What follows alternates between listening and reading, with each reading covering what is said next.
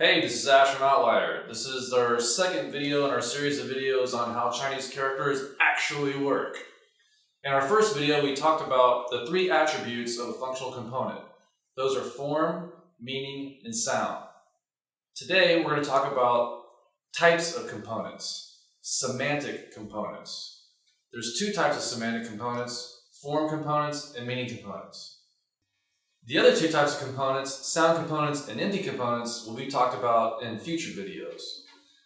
So what are semantic components? Semantic components are a type of functional component.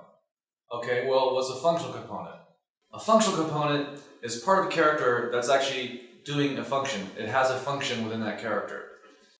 When we say a component is a type of component, we're really talking about its role in a character. We're not talking about the nature of the component. As I already said, each component has three attributes. Its nature is that it has three attributes, but what it does in a specific character is more of a role, okay? Sometimes a component can play more than one role in a character.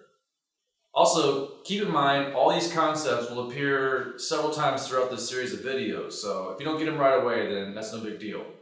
Okay, now that we have all that out of the way, we can discuss semantic components, okay? There's two types of semantic components. Form components and meaning components. Okay, they're called semantic components because they express meaning within a character. There's two different types because there's two ways of expressing meaning in a character. When a character component uses its form in order to express meaning within a character, we call that a form component. This is different from a meaning component, which is when a component uses its own meaning to express meaning inside of a character. That might sound confusing, but let's look at a couple examples. It should clear things up. The first example is fu. Fu is made up of da and a horizontal stroke. Note that that horizontal stroke is not the number one. It's just a horizontal stroke. Fu means husband or adult man, okay? Da has the form of a human being. Its meaning is big. So in fu, we can see that da is actually a form component. It's expressing meaning in the character by way of its form. Another example is ji. Ji means to offer a sacrifice, and there are three form components in this character. There's rou, and the form of rou is meat. There's you, and the form of you is a right hand. And then there's shi, and the form of shi is altar.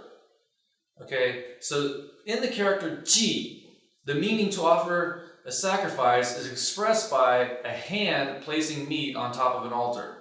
Okay, note that the meaning of yo is again.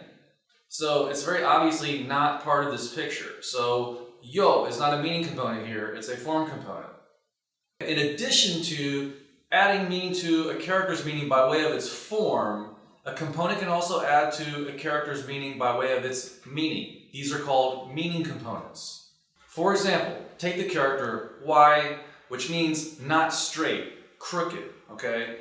It's literally bu zheng, where bu means not, zheng means straight. Okay, the form of bu is a root of a plant. The form of zheng is a foot marching upon a city. So obviously these forms are not what's being used here to represent meaning, but rather the meaning of the components. So that's why we call them meaning components. Okay, so just to recap, in the character Y, the components bu and zheng express the meaning bu zheng. So they're meaning components, expressing meaning by meaning. Now most of the time, components actually express meaning by their form, not by their meaning. Yet most people explain all characters in terms of them, each component in the character being a meaning component.